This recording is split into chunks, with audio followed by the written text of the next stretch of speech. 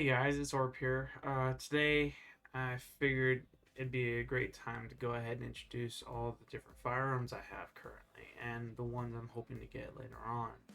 Um, I've been a little skeptical about making this video, primarily because YouTube changes their rules so much. I've know of a point where they censored the word firearm. You weren't allowed to say that in your videos at all.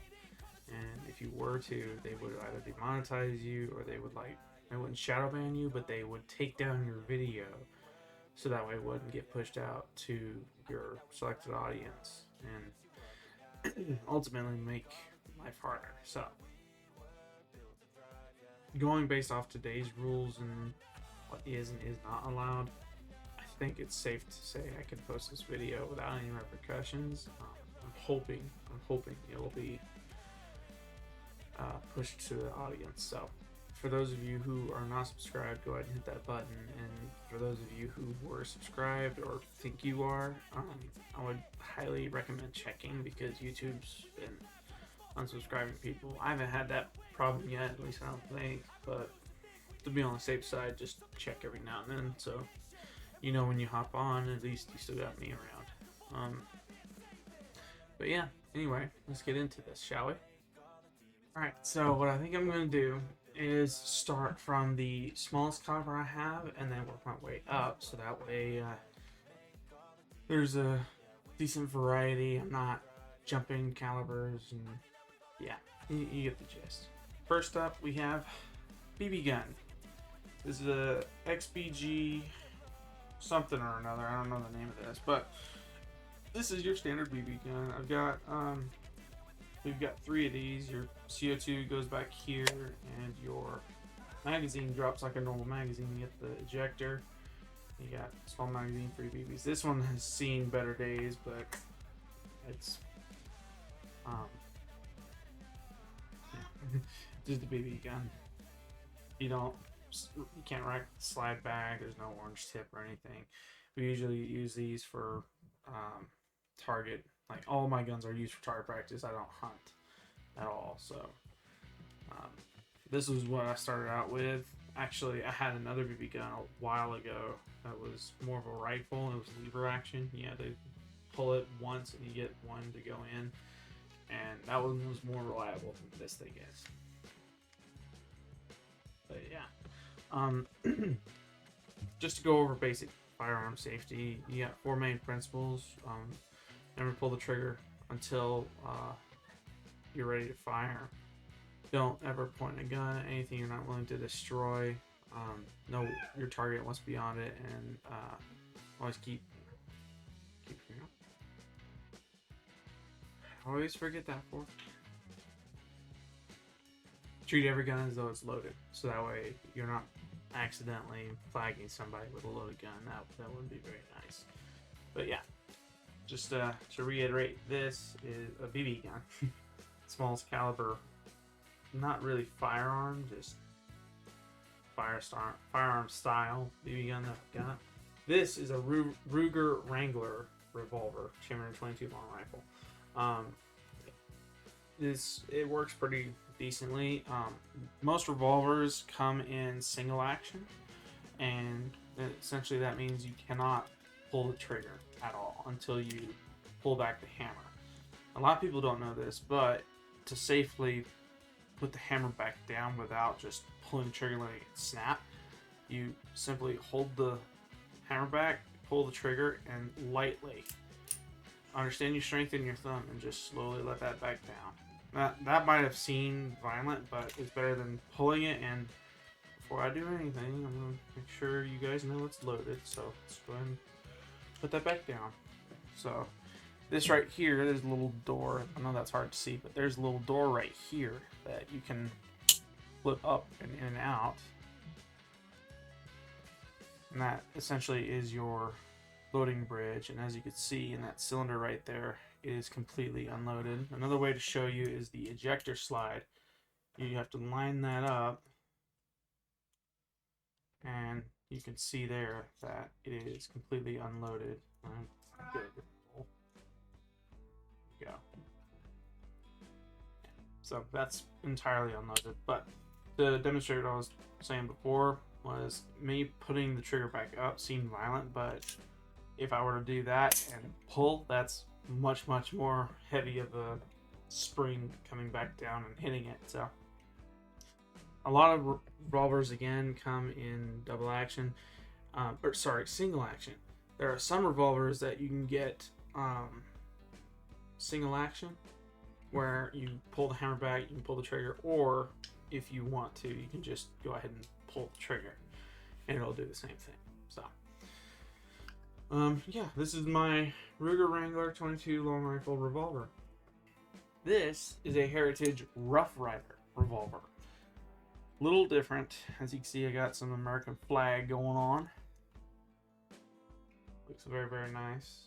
I don't mind the American flag. I initially got 2 of these. I got this one, and I have another one that has skulls all over it. I gave that one to my brother when he turned 21.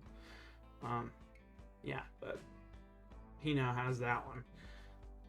So, yeah, this one works similar the same way. You got the loading dock right there. And unfortunately, I don't know why. I think the safety has to be off. No? Oh, no, this one's the weird one. So, in order to load this one effectively, you essentially have to pull that bridge out, one to it, let that sit there, and then you can rotate the cylinder and load in your cartridges and keep going. Again, this is Chamberlain 22 long rifle. I don't know if I mentioned that before, but this acts similar to the Wrangler in the sense that you can pull it all the way back, pull the trigger, and lightly let that sit back down. Done. Strike a primer, all good. This one, unlike that one, comes with a safety mechanism right here. And you flip down, that enables this to go ahead and smack the primer and ignite the round, and then flipping it back up puts like a little piece of plastic in front of where the hammer is supposed to land, so that way it doesn't strike that primer, right? There's not much else to really say about it, other than to, if you're wanting to check if it's loaded or unload the spent brass, you pull this back and then rotate it a little, get that going, and then you can pull the ejector slide and it'll send that brass out.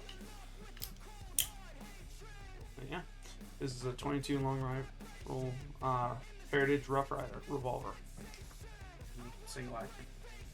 Next up, you might have seen this on some of my more recent videos. I shot this with my brother in tow, and yeah, he seemed to like it a lot. I don't really care for it, but here's my 380 ACP High Point from High Point. Again, Chamberlain 380 ACP. This acts like a standard semi-automatic pistol. You got your ejector slide. Oops. You got your ejector slide, so you can put your mag in and out. It's pretty simple. Oh, put that in backwards. You don't want to put that in backwards. Yeah, but the safety mechanism is on this side right here. You got the little tab you just flip up and down. I really don't like the way that looks on it. And the bottom of the mag cuts into your hand when you're shooting, and it don't feel very nice. But essentially, you flip that safety down, and then you pull that back, and you can see if it's chambered or not. And then to let it go, you have to actually drop the mag, because unlike modern day where there's a button here to flick it forward, you have to drop the magazine a little bit, pull back, and then let it go. And then, of course, make sure the mag is seated, and then you can pull the trigger. There's no, unlike the other two, my other two pistols that I got, there is no trigger safety, so it's just pull and done. The good news about this is that the mag has to be seated, and the slide has to be forward for the trigger to be pulled. I think they use that as a way of saying if there isn't a round, it doesn't matter. You're not going to get the chance to pull a trigger. But if there's a round in here and the mag is seated and you know you're ready at the fire range, you can pull the trigger and a round will actually be ignited and fire off.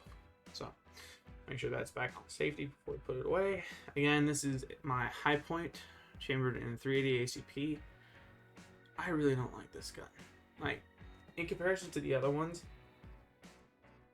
all of my firearms have plastic frame down low and a metal frame up top when it comes to the lower caliber stuff that I have.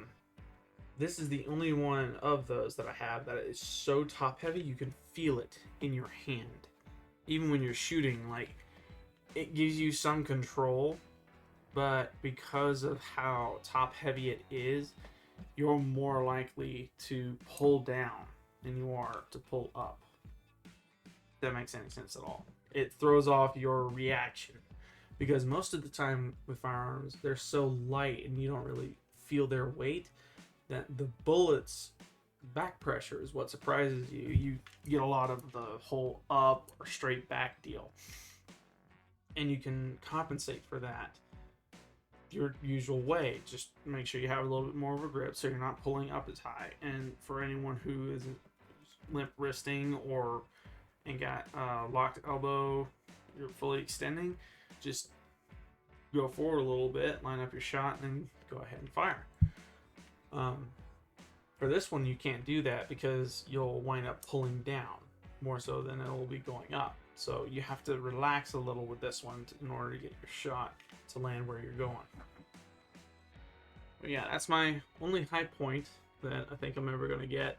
If I ever go in for another high point, it's going to be one of those souped up rifles, and I'm not even sure they work. I don't even know. Next up's a twofer.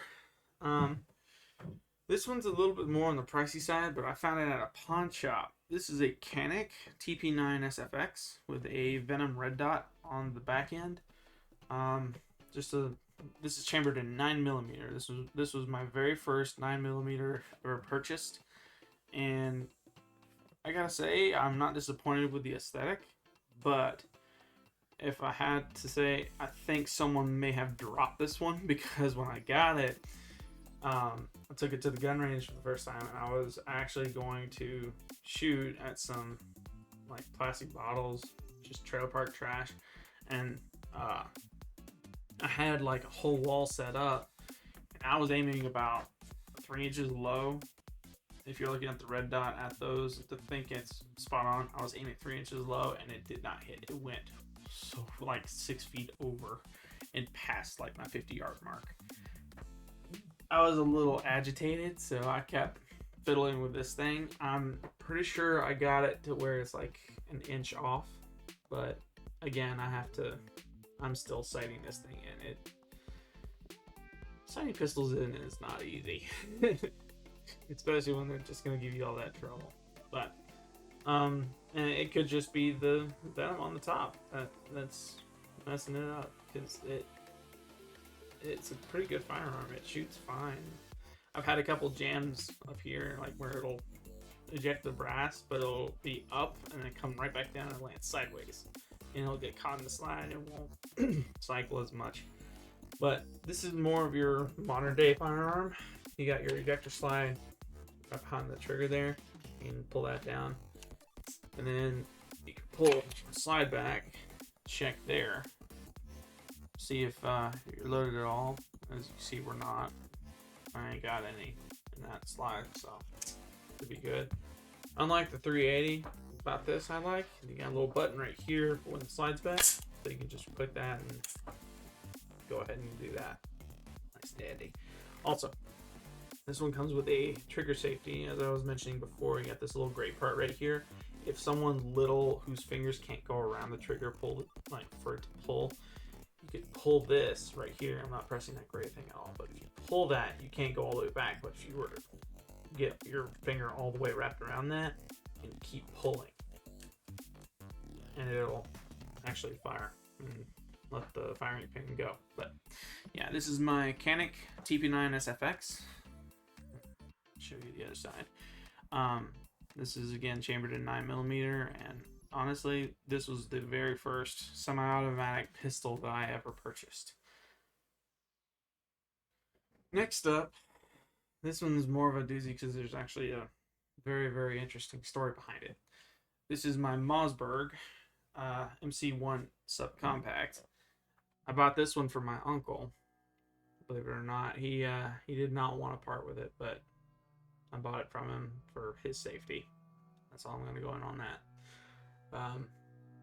Yeah, this acts similar to the Canic, where you have your ejector.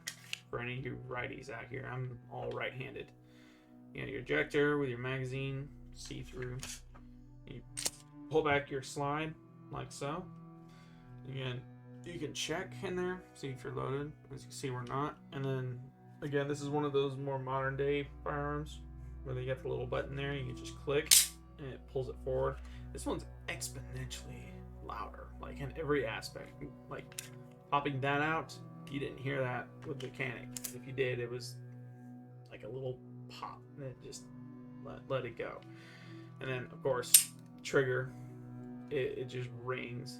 The slide itself it's clunky, and then that's the barrel. I'm pretty sure that's not supposed to be. That's not supposed to happen. And then that, very, very, very loud. Aside from the noise, I enjoy this. I do. I actually had the opportunity of hitting a AR-500 steel gong target from 50 yards away with this. I was able to hit it with this like 6 times. And the mag capacity on this, I think, is like 9 or 11, maybe. I could be wrong. I might be wrong on that. I could be wrong, but yeah. This is my Mossberg MC1 subcompact. Alright, so for all you Dirty Harry fans, this revolver was my actual second revolver that I ever purchased. There was no in-between. It was just me, and I wanted something big. I wanted to feel what I was shooting in my hand, and I wanted to know that I was hitting my target with the loud crash the bullet would make. So my bright idea was from that 22 long rifle Ruger Wrangler from earlier, I stepped it up to this behemoth. This is a 44 Magnum Ruger Super Blackhawk. This thing is no joke. I got everything I wanted out of this package. I think I spent like $850 on this revolver specifically. And this one operates similar to that Ruger Wrangler, where you have the loading dock here and you can just roll it freely. This is what they were saying about when they were saying stuff about that big iron a while ago. And this is the big iron. And then you got the ejector slide here. You can go to any circle you want. You just let that do its thing. And this is a single action revolver, so you, in order to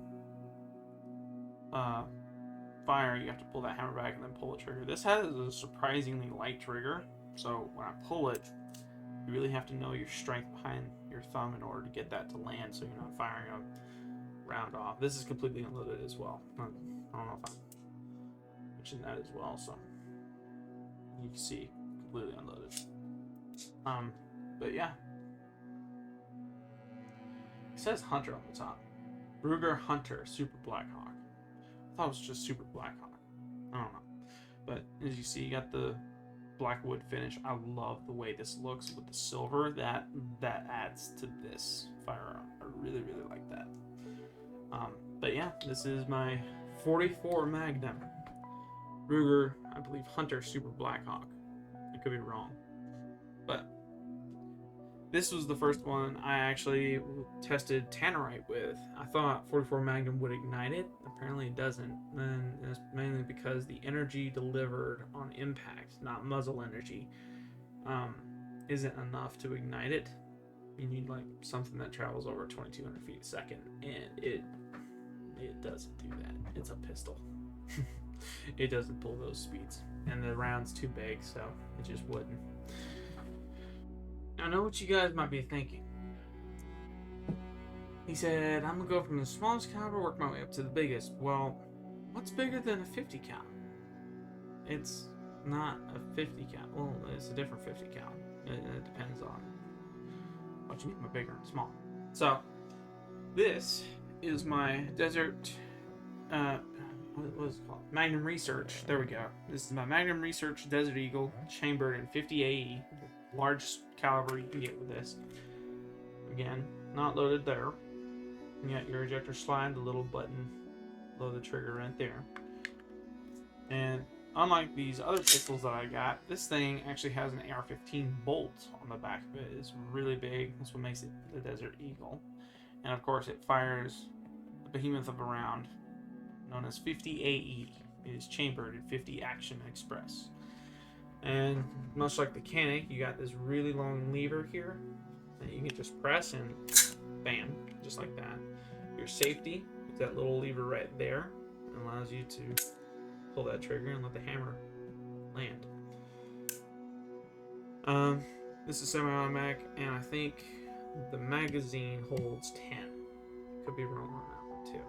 Pretty sure that holds 10 or 8. No. It holds 7, and then 1 in the chamber, so 8 total. I bought this one just out of pure, I want a Desert Eagle, because Desert Eagles are considered really cool and a prize to have. I spent like $2,500 on this one, and that's just because of the handle, the grip, and because it's camo and the finish on it is, I forget what it's called. It was a white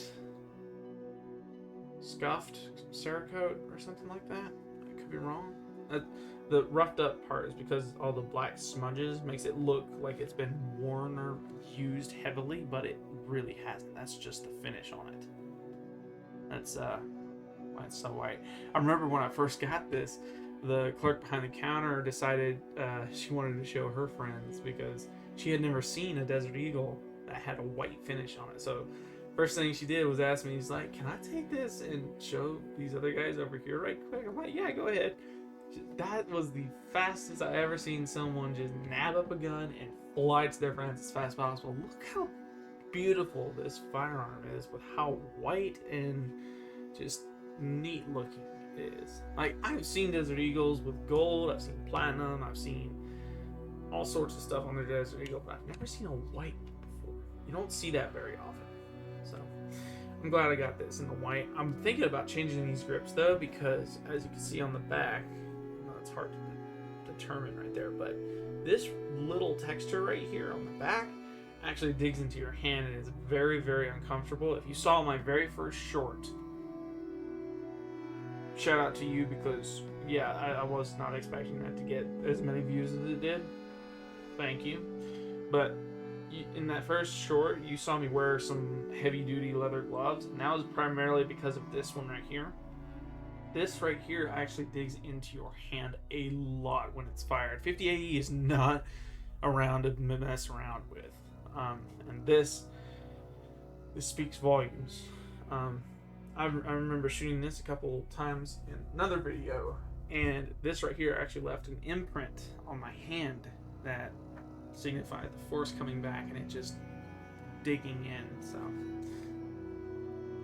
it didn't feel very good. When I fire this, I'm probably going to be wearing gloves. If not, probably ain't going to care. But this is, again, my Magnum Research Desert Eagle, chambered in 50 Action Express. I've had this for a little over half a year, I think. And this was my third? Yeah, this was my third 50 caliber firearm that I purchased. Very happy with this purchase too. Now, I know I skipped like 250 calibers that I have purchased in the past. That is primarily because the jump from, oh gosh, what was it? I get that. So let's backtrack a little bit, shall we? When I purchased my 22 the Wrangler revolver, I thought it'd be a good idea to go ahead and, I was just getting into it, right? So I wanted to feel something more from it. I got the 44 Magnum in response to that. Well, I had shot that a couple times, and for a long time, about 6 months, I want to say, that was all I shot was 22 long rifle and 44 Magnum. I had 2 revolvers for 2 different purposes, and I think I had a 12 gauge at the time as well, and I pretty much had the three main firearms that I wanted. Really, I didn't really think of anything else. Well, I remembered playing Call of Duty, and of course Halo, and I remembered that Magnum from Halo, and I thought, well, Desert Eagle sounds great, but I know those can get pretty expensive, so why not go for something maybe a little cheaper, a little more robust, maybe? I don't know. But I want to see what my limit is. So what I wanted to do was I wanted to test myself on 50 cals to see what was up. Well, I knew the 12 gauge I had at the time would hurt a lot. It punches a little bit.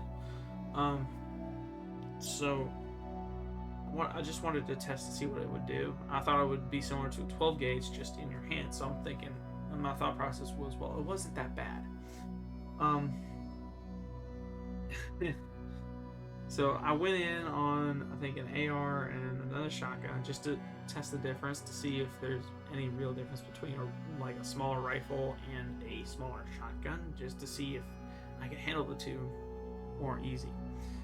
Well, after I got those, I came across this behemoth. I didn't know this was a thing until I was watching Demolition Ranch and Kentucky Ballistics shooting it, and I gotta say, I'm very impressed, because this is not a toy. This is not a toy at all. This is a 500 Smith & Wesson Magnum. When I was looking it up on YouTube, the only thing they had to say about this was that it is labeled the wrist breaker. And that is absolutely accurate. Very, very much so accurate.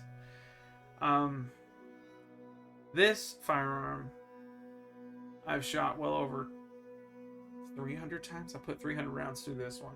Now, I got it brand new from Gunbroker. I think I spent about 1,800 on this, which I'm surprised. Knowing now what this thing shoots in comparison to the Desert Eagle, this right here, by far outperforms that one. Definitely. But yeah, I showed y'all the other ones. This is my only double action revolver. So that means you can pull the hammer back, like so, pull the trigger, and then the hammer drops. Or you can, I'm going to try and do this slow without snapping the hammer forward. You can see me pulling just the trigger and the hammer slowly coming back.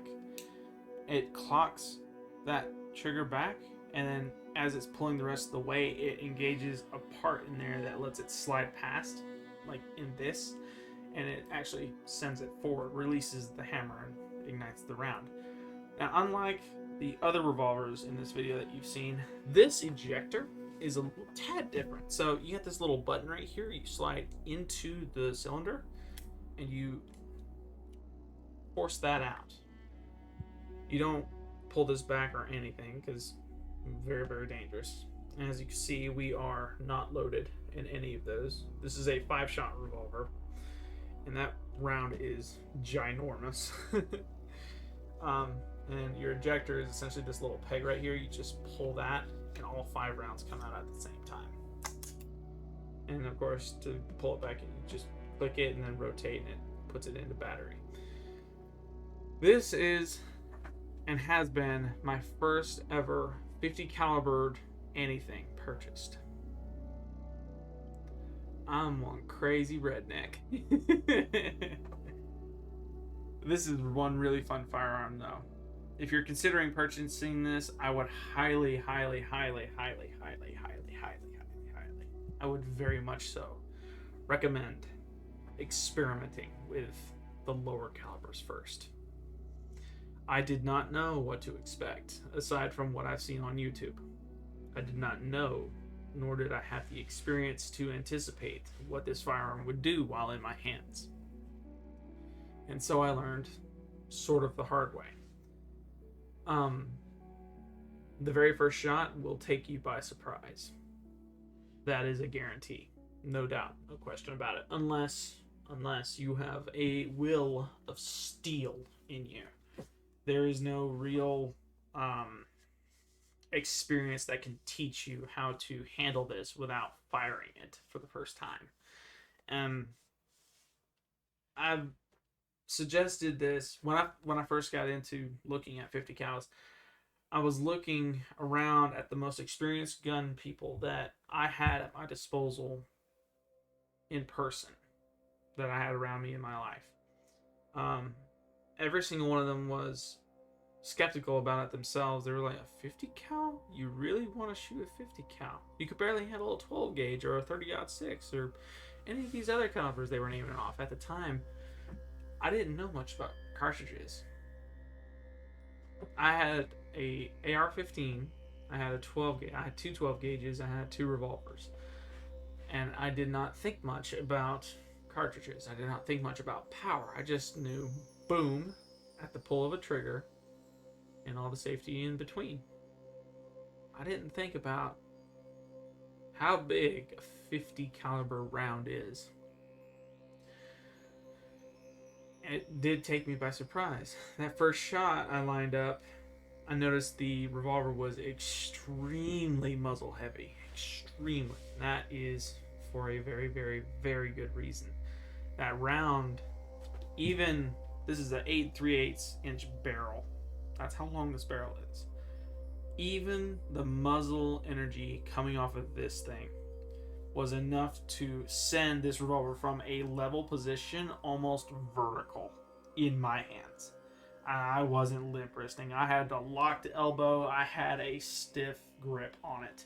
There was no way in my mind that this gun was ever going to leave my hands. It didn't, thankfully, but that recoil still sent the muzzle vertical.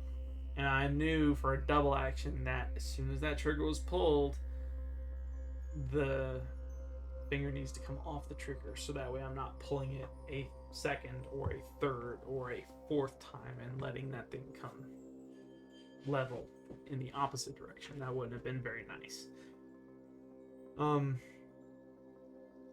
I think the best progression method in order to get to this comfortably without jumping in like I did and having your mind blown by the sheer amount of force this thing produces, I would highly recommend going in a linear fashion. So if you say you start with a 22 long rifle, right? That's about the most common caliber you're ever going to see. Your 22 long rifle for anyone who's beginning firearms. Step it from there, even if it's a rifle, step it up from there to about a 9mm. Rifle or pistol, doesn't matter. Or if you really want to, you can step up to a 223. I think those are less in velocity. I could be wrong than a 5.56. I stepped up to a 5.56 and a 9mm just to see what the two felt like. And then I also got a lesser 12 gauge to see what that would feel like. And it had a buffer spring and a buffer in it, and it felt more comfortable to me. Beforehand, I had 12 gauge. It looked like a long rifle that was break action, and it did not have a buffer spring. It did not have a buffer in it, and so I felt the full force of that 12 gauge come back to me. There was no mitigation between the two. But back to the progression. From a 22, go to either a 223, 5.56, or a 9mm for a pistol or a rifle. Go in that progression. From that, I would highly recommend getting a 357 Magnum. I've never experimented with that myself, and it might sound smaller than a 9mm, considering 3D ACP is... It sounds bigger, but when you put the two rounds together, they're relatively the same size. I tried showing you guys in another video, but it might have been far away. I'll do that, I think, for this video too. But yeah, the 357 Magnum is a larger cartridge with a smaller bullet, right? So there's going to be more energy coming back at you when you fire that round. And so it builds your tolerance for anticipation, if that makes any sense. And it also builds your reaction timing, so that way when it comes back, you have the ability to catch and bring that muzzle back down without it coming vertical or doing a full 180 and giving you the spicy M&M. Big bad no-no. From 357 Magnum, either step up to a 300 Win Mag only for a rifle. And I get there's no pistol for that. The only reason I say 300 Win Mag from a 357 Magnum instead of a 44 Magnum is because rifle-based ammunition is in fact a lot, but you also have a second hand on that firearm. So depending on your grip and your experience with rifles, you can better anticipate that recoil. Granted, it's still a lot. It is way, way more comfortable having two hands on something rather than just one. Granted, you have your second hand here. This is not much in comparison to this. It just isn't. And then, of course, you got your shoulder as a pad just to protect yourself from it flying away or vertical. You have more control over a rifle than you do a pistol. That's why I'm pretty sure the age limit for pistols is 21 and then rifles is 18. That I understand that now. Very, very wise decision, whoever made that one. But from you either get a 300 Win Mag and you find that comfortable, or you don't. If you don't, I would highly recommend going back down in caliber until you get comfortable and then taste it again to see if it works. Not the bullet, but the recoil. From there, 300 Win Mag, if you're comfortable with it and you think you've had enough experience, jump to a 44 Magnum. I can't think of another caliber besides 44 Magnum to jump to, because in comparison to in your hand and on as a rifle, 44 Mag and 300 Win Mag feel about the same in my opinion. 44 Magnum punches you. It punches you straight back more so than it goes up. 300 Win Mag is a big boom and it comes straight back at you. You have all the control in the world and it doesn't feel rough on your shoulder at all. Both are at the same level of controllability, I think, and you can be accountable for where that muzzle winds up in the end based on your level of experience with both pistols and rifles and being able to anticipate that recoil and the power behind it. From 44 Magnum, I jumped straight to 500 Magnum. That is a serious leap. I would find a caliber aside from 300 Win Mag to go to in between. I'm talking rifle calibers now because you want to get an experience with rifle calibers. Find something between 44 Magnum and 500 Magnum before you make that jump, because 44 Magnum teaches you the basics of high power revolvers. You want to keep a grip on it. You want to keep that muzzle down. For double action stuff, you want a rifle, primarily because of that trigger pull. You want to make sure you're not going to pull that trigger a second time while the muzzle is in the air. Build your tolerance to it first. That way, you now know the basic between how much pressure is about to be applied to you and how much pressure is about to be applied to that trigger. Teach yourself that trigger discipline so that way you're not pulling it a third, a fourth, a fifth time and potentially giving you the spicy sleeping mode. Okay? This was my 500 Smith & Wesson 8 3/8 inch Magnum, chambered in 500 Smith & Wesson Magnum. Definitely one of my favorite revolvers. I'm pretty sure if there were a zombie apocalypse, this would be the one I'd shoot. Definitely. Wouldn't be a smart idea, but it'd be one I'd shoot. Alright, that's it for the pistols. Now we'll go ahead and jump over to rifles right quick.